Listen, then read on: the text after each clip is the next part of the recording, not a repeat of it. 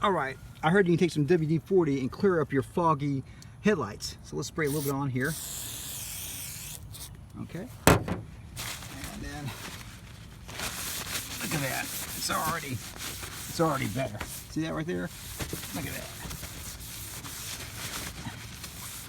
So I did both of them. And there you go. A lot more clear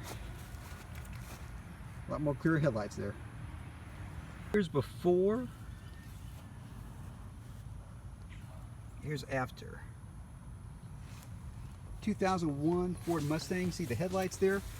I was told if you take some WD-40, spray it on there, you can basically have it look almost brand new. So it already looks better right now. And I just take a rag. And look at that. That's definitely a lot more shiny of a headlight. So there is after WD-40, and here's the before. So what do y'all think? I think it's worth a chance if you have some WD-40 and try that out. Make your headlights more shiny with WD-40. Yeah.